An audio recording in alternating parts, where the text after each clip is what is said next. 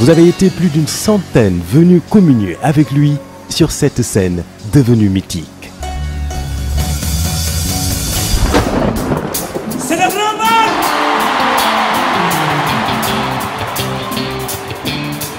De tous les coins et recoins du monde, le sourire, la bonne humeur, les préparatifs commencèrent. Les tailleurs se mirent à coudre les plus beaux bobos. Lors des bijoutiers reprirent à couler pour le bonheur des belles dames africaines. Vos cris de bonheur et d'exaltation feront monter les décibels. Les solos de guitares électriques se feront plus lancinants. Les danseurs tourbillonnant au rythme infernal des tambours africains. Tandis que la voix atteindra des octaves jamais égalées. Grâce à vous, l'ambiance sera encore extraordinaire. La fête sera grandiose. Bougez! Tirez! Chantez! Dansez! Vous, Youssou N'Dour, le Super Étoile et Bercy, c'est déjà 17 ans de bonheur partagé. Merci!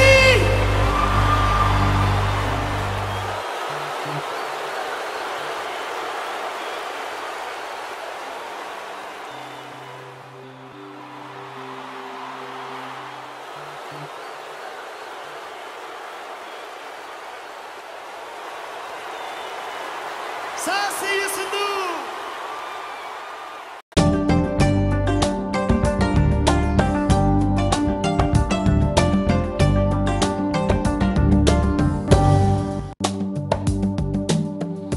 Mesdames et messieurs, bonsoir. Il est 20h sur les antennes de la télé Futur Média. C'est parti pour le sommaire de cette édition. La résolution de la commission des lois adoptée à l'Assemblée nationale par 116 voix contre 1 et 0 abstention. L'opposition et les non-alignés ont préféré boycotter. Magal Touba, à moins d'une semaine de la célébration de l'événement, le chef de l'État est dans la ville sainte. Les talibés mourites, de leur côté, s'affairent à la préparation de l'événement. Le collectif des jeunes de Ngor, Wakam et Yoff hausse le ton. Ils réclament des terres à l'État sur le site de l'aéroport. Ses membres ont annoncé en sit-in sur les lieux dans les jours à venir. 230 milliards de francs CFA, c'est le montant des revenus générés par le secteur extractif entre 2015 et 2016. C'est ce qui ressort de la publication des rapports ce matin. Ce montant provient essentiellement des secteurs miniers et pétroliers. Et puis l'invité du 20h, il s'agit du député El Hadji Issa Sall, membre du PUR, parti de l'unité et du rassemblement. Voilà le sommaire de cette édition. Dans quelques instants, le développement.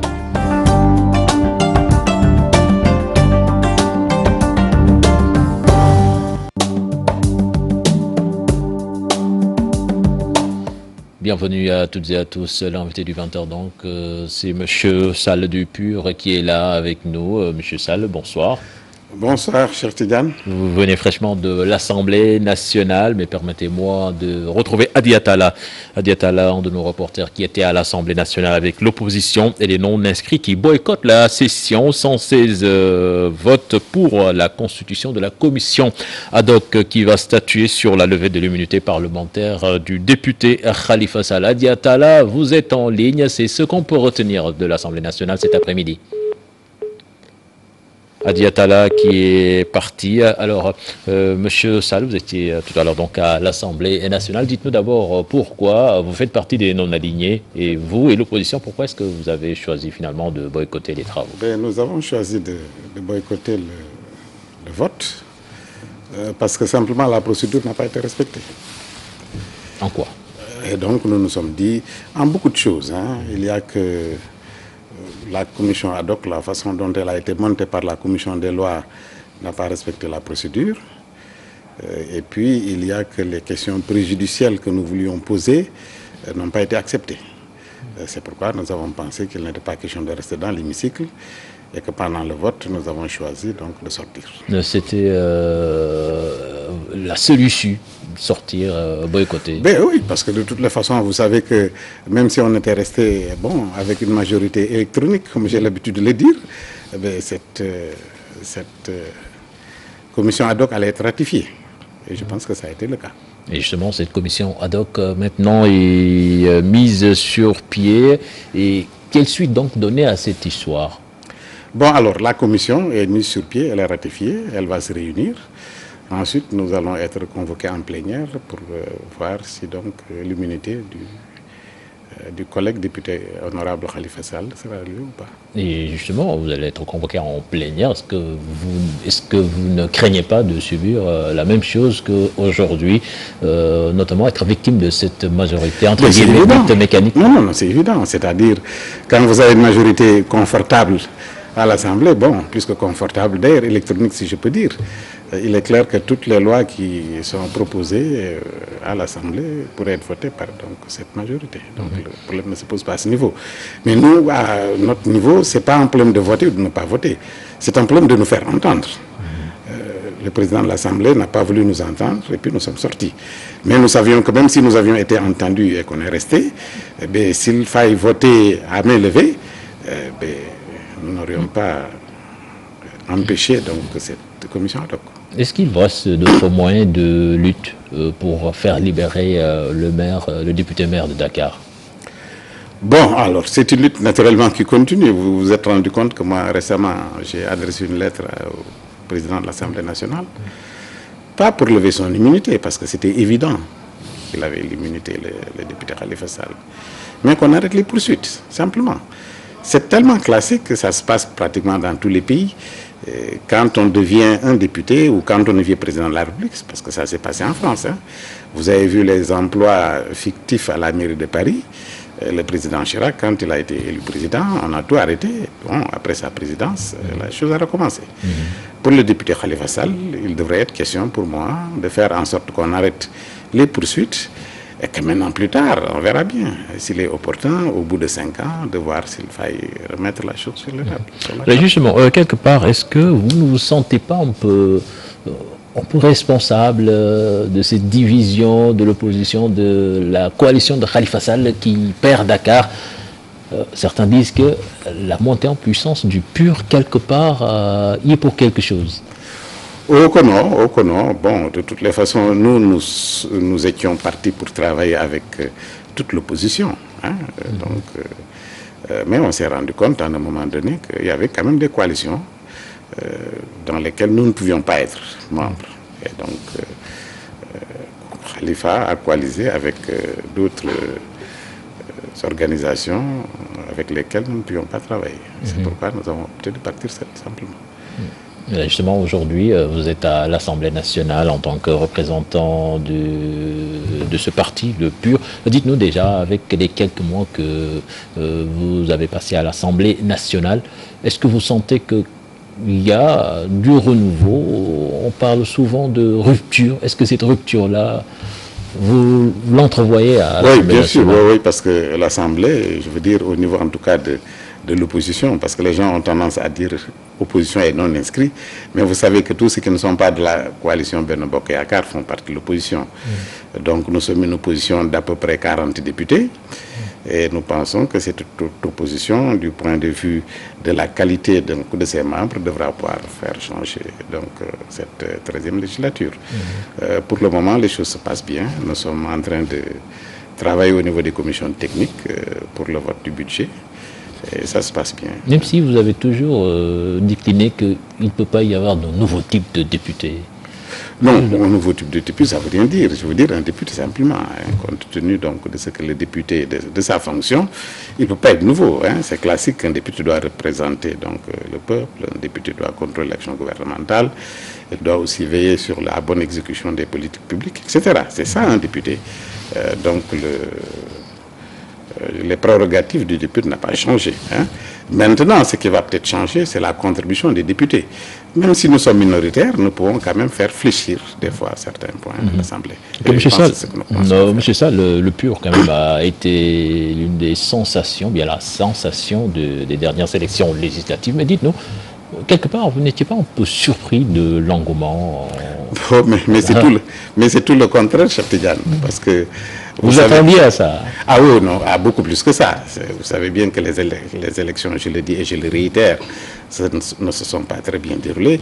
Si les élections s'étaient bien déroulées, il est clair que nous aurions eu beaucoup plus des 3 députés que nous avons. Ça a surpris le Sénégal, certes, mais nous, en tant que membres du PUR, ça ne nous a pas surpris. Alors maintenant, c'est quoi les perspectives? Il y a la présidentielle qui se dessine. Est-ce que le PUR va continuer son cavalier seul ou bien il y a des stratégies, des alliances qui vont se nouer? Bon, il est quand même tôt de le dire. Hein. La présidentielle, c'est pour bientôt, mais on nous a encore quelques mois devant nous. Ça dépend de l'environnement. Hein. Le PUR verra s'il faille aller seul ou s'allier avec d'autres. S'il faille aller déjà, premièrement. Deuxièmement, si on y va, est-ce qu'il faut aller seul ou bien il faut s'allier avec d'autres? Parce que déjà, le moment venu, quelque part, au sortir de ces élections, le PUR s'est réclamé comme premier parti de l'opposition. Vous vous basez sur quoi pour le dire? Non, on n'a même pas dit qu'on était premier parti de l'opposition. Vous réclamez le statut, vous réclamez le statut de chef de l'opposition. Voilà, non, on a dit qu'on était déjà premier parti. Opposition comme pouvoir confondu. C'est basé sur des statistiques. Maintenant, comme nous sommes de l'opposition, on a dit qu'on est premier parti de l'opposition. Bon, on s'est basé simplement sur des statistiques. Je veux dire, bon, je ne reviens pas en détail là-dessus, mais quand vous prenez le nombre de voix, nous en avons eu 155 000. On est un parti seul. Les autres qui nous ont devancés, quand vous prenez le ratio de la contribution de chaque composante, ils n'ont pas contribué pour plus de 30 000 adhérents, 30 000 électeurs. Ça, c'est du point de vue du nombre d'électeurs. Du point de vue maintenant des sièges, vous vous êtes rendu compte que nous avons 3 sièges pour un seul parti. Ceux qui en ont 125 ou peut-être 100 et poussière, ils n'ont pas contribué par parti pour plus de 2 sièges. C'est pourquoi nous pensons que nous pouvons valablement représenter l'opposition parlementaire. Hein, parce que dans la Constitution, dans l'ancienne Constitution, on parlait d'opposition parlementaire. Cette nouvelle Constitution qu'il a abrogée est très floue dans la chose, ce qui fait que, bon, on attend de voir, après les concertations, les contours de de ce leader de l'opposition. À vous entendre parler, vous n'êtes pas du tout dans des avis de faiseurs de roi. Ah que non, faiseurs de roi, peut-être qu'on pourrait l'être, mais nous, ce que nous voulons être, c'est des rois, simplement. Maintenant, si on ne peut pas être roi, on est sûrement faiseur de roi si on n'est pas roi. Parce que nous avons quand même 47 listes, nous sommes classés 4e, relativement parlant. Il est clair que pendant les élections qui vont venir, parce qu'on parle d'élections présidentielles, mais il n'y a pas que les élections présidentielles. Il y a des élections plus importantes d'ailleurs pour nous, qui sont les élections locales. Et nous pensons que pour ces élections locales, nous allons frapper un coup très fort au niveau des municipalités. Justement, vous travaillez à la massification du parti? Parfaitement. Nous sommes en train de travailler à la massification du parti. Donc, dans quelques jours, nous allons renforcer la vente des cartes, la restructuration du parti. Nous avons un siège déjà qui est sur la VDN, que nous allons commencer à utiliser. Et puis voilà. C'est ça. Donc, avant de vous laisser, vous n'appréhendez pas quelque part, je sais pas, ces gens qui pensent que le PUR est un parti d'obédience religieuse, est-ce que c'est pas un problème? Non, c'est pas un problème. Je sais que c'est une question... Est-ce que c'est le cas d'ailleurs? Non, c'est pas le cas. Je veux dire, moi, je renvoie ce qui me pose la question à la constitution du pays, n'est-ce pas, au statut, au règlement intérieur de notre parti. Il ne peut pas y avoir de parti d'obédience religieuse au Sénégal. Ça, c'est interdit par la Constitution. Ce qu'il faut savoir, quand même, nous sommes un parti de 98. Hein, c'est pas aujourd'hui. Hein, c'est un parti qui a 20 ans. Il a obéi à toute la légalité. Donc, bon, tu sais, les gens ne peuvent pas leur interdire. Mais est-ce que cela se ressent au sein de l'organisation, de la marche du parti? Ah non, au niveau de la marche du parti, ça se fait de façon tout à fait correcte, hein, comme un parti classique ordinaire, avec des cellules, avec des sections, avec des fédérations, à travers le Sénégal et à l'extérieur, donc sans aucun problème.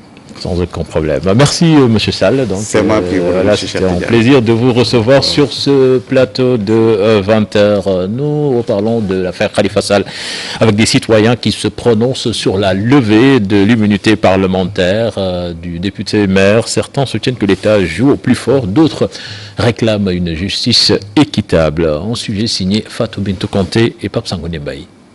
La levée de l'immunité parlementaire de Khalifa Sall divise les Sénégalais. Rencontrés dans les rues de la capitale, ce jeune Sénégalais estime que c'est la loi du plus fort qui prévaut dans cette situation. Je ne suis pas d'accord avec cette levée de l'immunité de Khalifa. On joue au plus fort dans cette situation.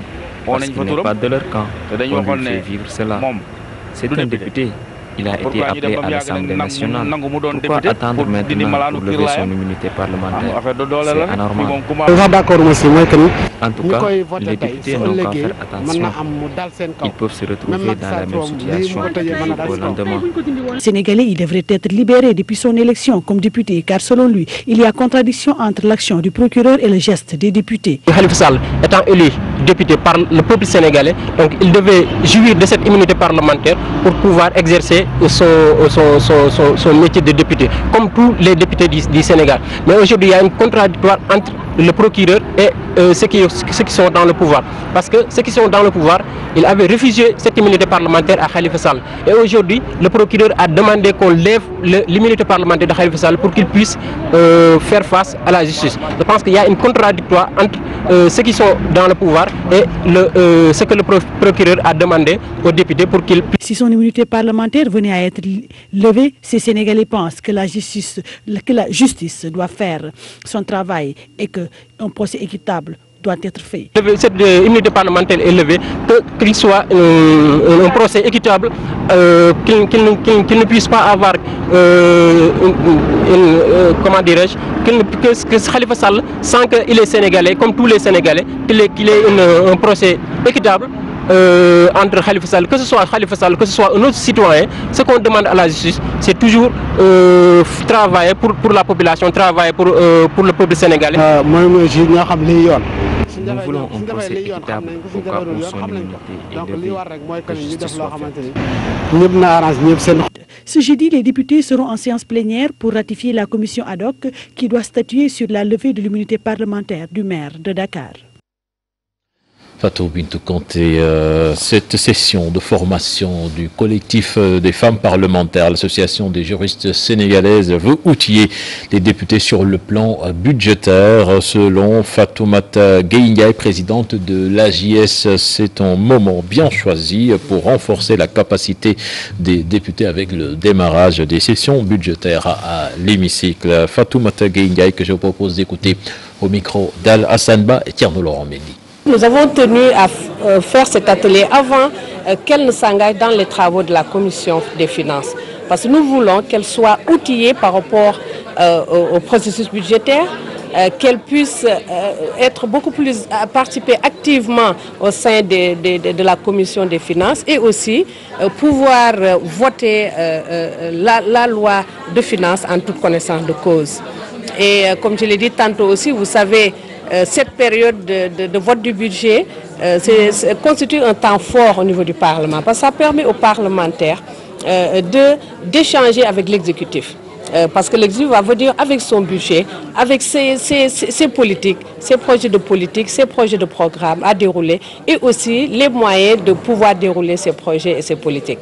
Donc c'est un temps fort d'échange et je crois qu'à notre avis, les parlementaires doivent être assez outillés pour pouvoir décortiquer les principaux budgets sectoriels qui leur seront présentés, pour savoir est-ce que les préoccupations des citoyens, particulièrement des couches vulnérables, c'est-à-dire des femmes, ont été prises en compte dans ces différents budgets et aussi, comme je l'ai dit tantôt, pouvoir voter en connaissance de cause ce projet de budget. Donc c'est tout l'intérêt de cet atelier d'aujourd'hui. Un référentiel parlementaire sur la gouvernance, c'est plus qu'une nécessité. C'est l'avis du directeur de l'ONG 3D, Moundiaï Sissé, qui estime qu'une information budgétaire va permettre aux citoyens d'avoir une idée sur les orientations du budget de l'année 2018. Nous l'écoutons au micro de Cheikh Tidiane Dione et Pape Sangoné Baye. Nous avons, en tant qu'organisation de la société civile, un droit d'exiger de l'État de venir nous présenter le rapport d'exécution du budget précédent, c'est-à-dire le budget en cours qui est en fin de session. Et en même temps nous présenter le budget de l'année 2018. Je crois que c'est un double exercice de redevabilité auquel on se livre aujourd'hui pour que la société civile puisse comprendre les tenants et les aboutissants de l'exécution du budget 2017, mais également les grandes orientations du budget 2018. Dans une démocratie moderne, il ne s'agit pas seulement pour le citoyen d'aller participer aux élections, mais il s'agit également pour le citoyen de faire le monitoring de l'utilisation des ressources publiques.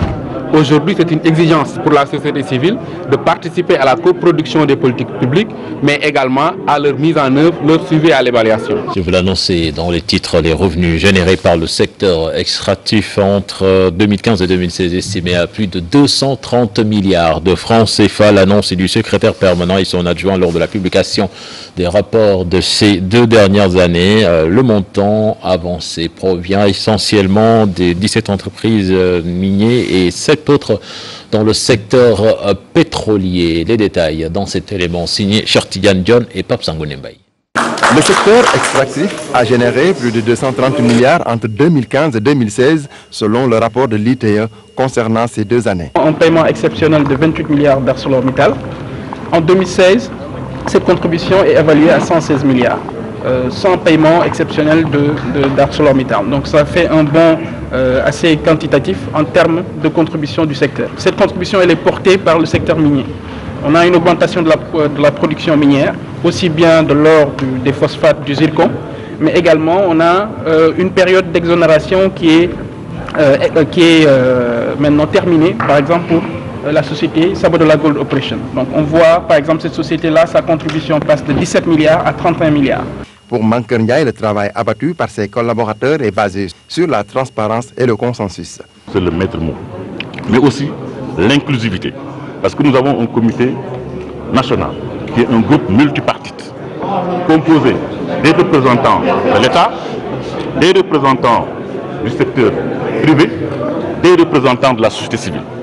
Donc nous travaillons en symbiose. Et le professeur Major Fall l'a souligné tout à l'heure, nous travaillons également sur la base du consensus. Donc ce comité regroupe toutes ces 3 entités. C'est l'inclusivité. C'est le principe de la redevabilité. Ça dit quoi? Il faut rendre compte aux populations de manière claire. Et nous visons un objectif très simple, faire en sorte que le débat public soit ouvert, que les citoyens puissent savoir. Pour mieux mener sa mission, la structure collabore avec des collecteurs et que les revenus sont versés directement au trésor. On a un certain nombre de défis. Nous sommes en train de travailler sur les conditions d'octroi des licences et des permis d'exploration. Ça, c'est important.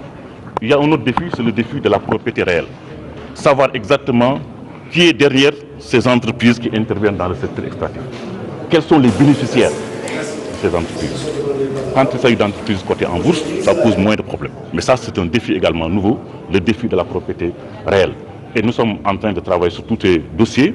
Et ce qu'il faut souligner également, c'est vraiment la collaboration de tous les organismes collecteurs.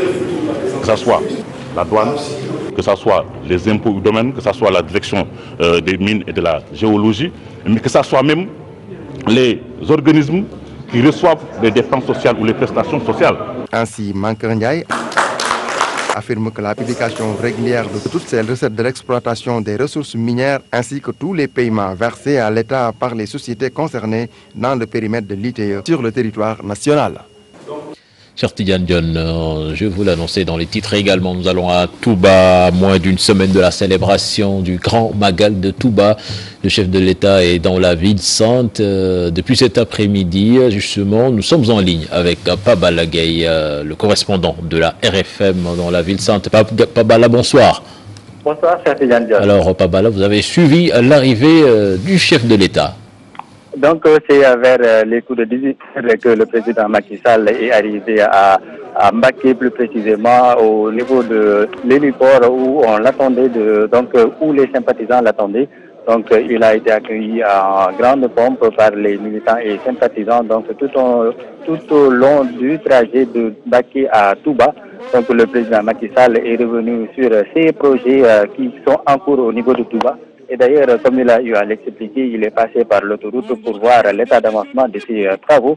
Donc, satisfait. Et donc, il va continuer à soutenir le département de Mbacké, entre autres, pour vraiment le sortir du gouffre dans lequel il est. Donc, le président, à ses dires, va continuer l'œuvre qu'il a commencée et sa volonté de, comme on dit, de faire en sorte que la ville sainte de Touba soit une ville vraiment moderne. Donc, le porte-parole du khalife général des Mourides, Cheikh Bass Abdou Khadre, qui l'a accueilli, donc, s'est félicité donc de tout ce que le président Macky Sall a eu à faire depuis son accession à la magistrature suprême. Donc, du coup, la ville-centre de Touba donc se félicite de tout ce que le président Macky Sall a eu à faire depuis qu'il est installé donc comme chef de l'État.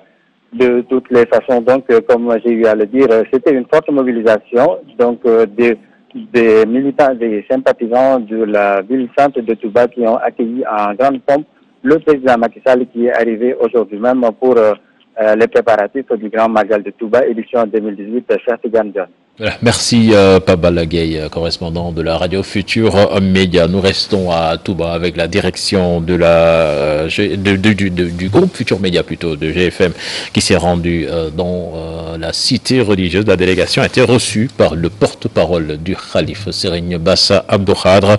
Occasion saisie pour revenir sur les moyens déployés pour la couverture médiatique du Grand Magal de Touba en avant-première, en numéro spécial sur le parcours et l'œuvre du fondateur du mouridisme qui a été présenté. Aminata Baresso, Khadim Sissé. C'est une délégation conduite par le directeur général du groupe Futur Média qui s'est rendu dans la cité religieuse de Touba. À la résidence Khadim Rassoul, les hôtes du jour sont accueillis par le porte-parole du calife. Nous revoici dans la cité religieuse de Touba. Nous sommes venus avec tout le dispositif nécessaire pour la couverture médiatique du Grand Magal de Touba.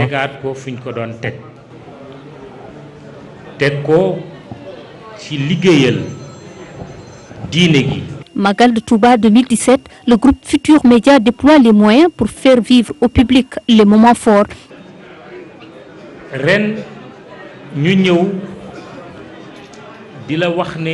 Pour ce Magal, la RFM Mbacké s'est équipée d'un matériel neuf et de haute qualité. Tout cela grâce à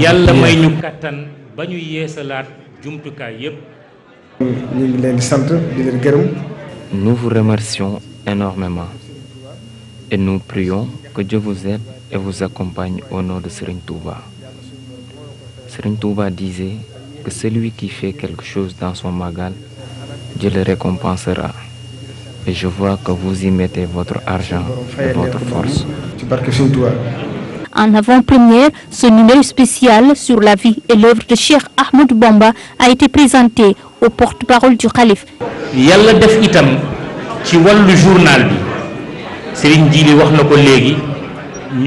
avons édité ce numéro spécial sur l'œuvre et les nombreux voyages que Cheikh Ahmadou Bamba a eu à effectuer.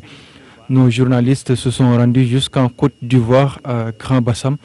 Tout cela pour retracer le parcours de Cheikh Ahmadou Bamba. Je l'ai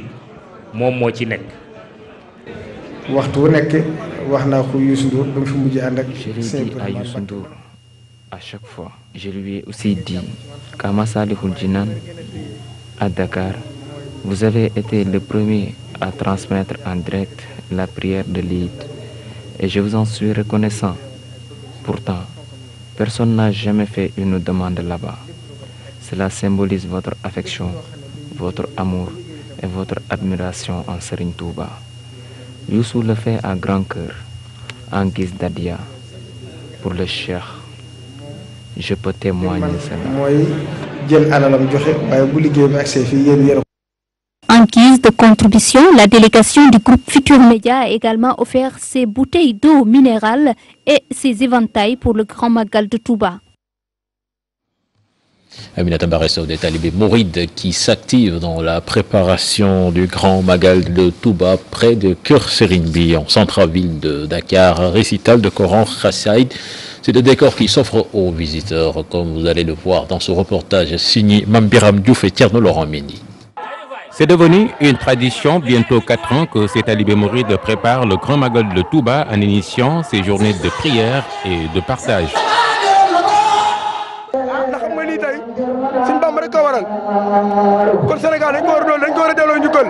Nous faisons tout ceci à la gloire de Serigne Touba. Son départ en exil reposait sur sa mission à défendre l'islam et à propager cette religion.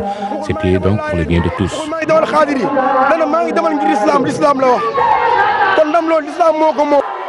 Ils sont commerçants, mécaniciens, artisans, chefs d'entreprise installés ici vers Keur Serigne. Ils se sont organisés de façon à vivre le Magal avant, pendant et après dans d'excellentes conditions. Nous préparons ici le Magal de Touba. Chaque jour, nous cotisons 250 francs. À la fin de chaque mois, c'est 200 francs. Cette année, nous avons pu mobiliser presque 3 millions. C'est aussi une règle de partager les plats préparés à l'occasion.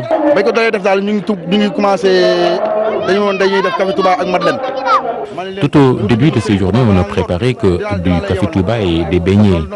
Cette année, nous avons pu abattre 2 bœufs.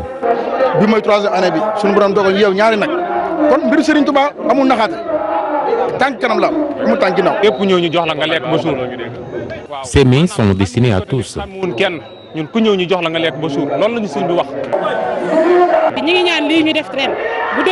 Que Dieu fasse qu'on perpétue ces retrouvailles en faisant toujours plus. Des moments de prière et de communion qui seront encore intensément vécus à Touba le jour du Magal pour ne rien rater dans la commémoration de ce grand événement religieux. Nous parlons de toute autre chose avec le collectif des jeunes de Ngor, Ouakam et Yoff qui réclament leur terre à l'État du Sénégal sur le site de l'aéroport Léopold Sédar Senghor. Ce collectif qui a dénoncé l'attitude des maires de ces communes compte organiser en sit-in dans les jours à venir sur le site. Un reportage signé Habib Faye et Mardia. Le collectif des jeunes de Ngor, Ouakam, Yoff réclame l'extension de ces villages. Selon eux, des morcellements sont notés dans le site de l'aéroport Léopold Sédar Senghor. Les morcellements que l'État est en train de faire sur le site de l'aéroport, titre 4407, regroupant l'aéroport. En fait, c'était mis à leur disposition depuis 1943 pour cause d'utilité publique. Mais depuis lors, on a constaté que l'État utilise les terres à sa manière. Actuellement, on a constaté qu'il se passe des morcellements sur tous les plans et il s'approprie les terres à l'insu des populations de Yoff. Ce que nous voulons, c'est l'extension des villages de Yoff. Nous avons demandé ça, nous avons introduit le projet, mais jusqu'à présent, il n'y a rien. À maintes reprises, nous avons écrit au chef de l'État et aux services compétents. Jusqu'à présent, on n'a pas de réponse. Et ce que l'on constate, c'est que l'État continue de faire ce qu'il fait sur les terres. Et dernièrement, c'est l'octroi de 100 hectares à l'État marocain. Il taxe les maires des 3 communes de Béni-Oui-Oui. La preuve, il y en a qui sont partis de l'APR, comme Ablaye Diouf. Mais on a constaté le cas de Bathily et de Ati Dengor. Ils ont rejoint l'APR pour mieux faire ce qu'ils font. Et depuis qu'ils sont dans l'APR, ça continue. Ils sont toujours en complicité avec l'État et contre leur population. Toutefois, ils envisagent un sitting dans les jours à venir. Et actuellement, nous avons convié ce point de presse pour préparer un sit-in dans les plus brefs délais pour déplacer les populations des 3 villages sur le site de l'aéroport pour qu'ils puissent voir eux-mêmes ce que l'État a fait de nos terres ancestrales. Les jeunes de Ngor, Ouakam, Yoff veulent développer des projets dans le site de l'aéroport Léopold Sédar Senghor tels que l'érection d'un lycée et d'un centre d'accueil pour les handicapés. Nous allons à Linguère où les populations de Ndiossi étaient en sit-in pour réclamer le désenclavement de leur village. Ils demandent aussi de la construction d'infrastructures hydrauliques et sanitaires. Les détails dans cette correspondance signée Modoumbaïa. Les populations du village de Ndiossi réclament le bitumage du tronçon qui relie leur village à la route nationale RN3, long d'1 km 400. La route est sablonneuse. L'accès à Ndiossi est très difficile. Donc personne n'ose entrer dans le village. La preuve en est que quand on prend une moto Jakarta pour venir à Ndiossi, on est obligé de payer jusqu'à 1000 francs. Pour mettre fin aux accouchements à domicile, les femmes de la localité demandent la construction d'un poste de santé. Pour se soigner, on est obligé d'aller jusqu'à Dara, faire 5 km. Il y a les femmes qui sont là, des femmes enceintes, des femmes malades. Ce sont les animaux qui fréquentent notre case de santé. Et vraiment, nous voulons un poste de santé qui sera donc à l'extérieur, en dehors du village. Parce que même ici, on nous construit ici une case. Les femmes ne pourront pas venir là. Parce que C'est pas normal qu'on nous mette une case de santé à l'intérieur de notre village. Autre doléance des habitants de Ndiossi est la réalisation d'un forage et des financements pour soutenir les activités génératrices de revenus des femmes. Parce que c'est le forage de Mbousobé qui nous alimente et ce n'est pas continuel. Donc nous voulons aussi un forage digne de son nom. Et dans ce cas, les femmes aussi pourront travailler pendant même la saison des sèches et faire aussi leurs arrosages qu'ils font actuellement au niveau des puits. Elles sont obligées donc d'aller puiser de l'eau pour faire l'agriculture. Ces populations du village de Ndiossi qui vivent essentiellement de l'agriculture et de l'élevage nourrissent espoir que leurs doléances trouveront solution dans un avenir proche. Modoumbey, des autorités religieuses à l'école de la couverture maladie universelle. Au cours d'un atelier d'orientation de mise à niveau, elles ont été outillées sur le rôle devant impliquer davantage les populations à adhérer dans les mutuelles de santé. Là-dessus, nous écoutons Rokhaya Mbaye Badiane, chef du service régional CMU, et Moustapha Mbeng, président de l'Union départementale des mutuelles de santé de Dakar, au micro de Mambiram Diouf.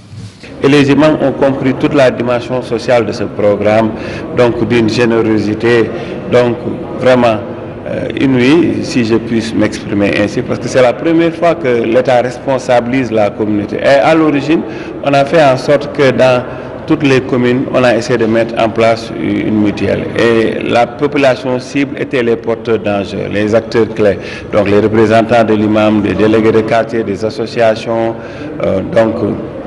communautaires de base, les ASC et autres, pour mettre en place une structure communautaire qui puisse prendre en charge donc la santé des populations. Vu la dimension sociale qu'elle représente dans notre société, donc on a quand même jugé nécessaire de les impliquer parce que chaque citoyen sénégalais doit apporter sa pierre à l'édifice. Nous, en tant qu'agence de la couverture maladie universelle, on a vu que les mutuelles de santé, c'est-à-dire les unions, jouent pleinement leur rôle, surtout dans la sensibilisation. Mais il faut qu'elles soient accompagnées d'autres acteurs clés qui sont dans la société pour asseoir cette couverture maladie universelle, pour son appropriation, mais également pour sa pérennisation. Retour sur l'actualité forte de ce jeudi avec l'opposition et les non-inscrits qui boycottent la session. 116 votes pour la constitution de la commission ad hoc qui va statuer sur la levée de l'immunité parlementaire de Khalifa Sall. Compte rendu donc de cet après-midi à l'Assemblée nationale, signé Adi Atala et Ibou Sissé. Sans surprise, la commission ad hoc pour statuer sur l'immunité parlementaire de Khalifa Sall a été ratifiée. 116 députés, tous de la majorité, l'ont voté. Une seule voix s'est abstenue. Ma question, elle concerne une demande d'ajournement. Et l'ajournement ne se fait pas après la lecture du rapport. C'est une question préjudicielle. Ceux qui ne connaissent pas le droit savent que les questions préjudicielles se posent avant tout débat. Oui, mais je ne peux pas vous donner la parole, mais je ne pouvais pas vous la donner. Attendez, je ne pouvais pas vous la donner avant qu'on ait procédé d'abord à l'audition. 116 pour et une voix pour le contre. Parce que tout simplement, l'opposition a boycotté, donc elle a quitté la salle. Le vote s'est déroulé en l'absence des députés de l'opposition et des non-inscrits qui ont boudé l'hémicycle. Nous ne pouvions pas rester dans la salle pour qu'on se serve de nous comme faire valoir et pour qu'on se serve de nous comme des gens qui ne représentent rien, qui ne servent à rien du tout. C'est la raison pour laquelle, à l'unanimité, nous avons décidé de sortir. Où avez-vous vu quelqu'un dire à sa propre commission, dites-moi si c'est irrégulier et qu'on continue? La commission a dit c'est irrégulier, continuez. Il a continué dans l'irrégularité. Voilà d'abord ce qu'on voulait dire au président Moustapha Niasse en lui demandant, séance tenante, d'ajourner le débat parce que ce débat il a été mal convoqué, il a été convoqué en violation flagrante des textes. L'opposition devait être assez responsable, assez mature, vraiment rester jusqu'à la fin donc, de la plénière.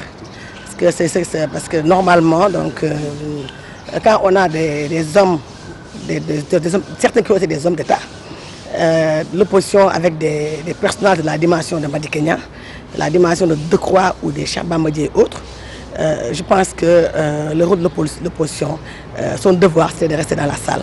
Ça m'a surpris, mais enfin à moitié.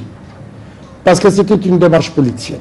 Vous savez, si on veut aller dans le fond, même le fait d'investir Khalifa Sall dans la liste des députés au moment de l'élection législative était une démarche politicienne. À l'origine de ce boycott, l'interprétation de l'article 75 du règlement intérieur de l'Assemblée nationale, un véritable dialogue de sourds entre le président de l'institution et celui du groupe Liberté et Démocratie. Tout d'abord, tout d'abord, il est dit ici, page 41, premier alinéa, il est procédé tout d'abord à l'audition. Mais c'est ce qui vient de se faire. C'est un débat d'idées. C'est un débat d'idées. Vous m'écouterez. J'ai raison, et je vais vous le démontrer. J'ai raison. La commission ad hoc, composée de 11 membres constitués, la machine va bientôt être mise en branle pour décider de la levée ou non de l'immunité parlementaire du député Khalifa Sall par ses collègues. Adiatala Mansour Sy Djamil demande aux autorités religieuses de ce pays d'intervenir pour la libération de Khalifa Sall, ce qui peut contribuer à la stabilité sociale. Je propose de l'écouter.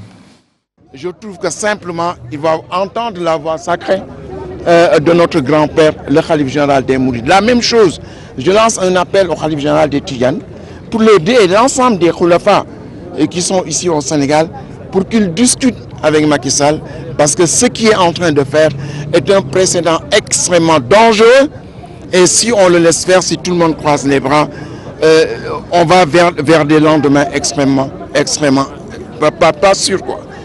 Là, c'était le dernier élément de ce journal. Prochain rendez-vous pour l'information, ce sera 0h avec le tout en images. Excellent suite de programme en compagnie de la Télé Futur Média. Au revoir.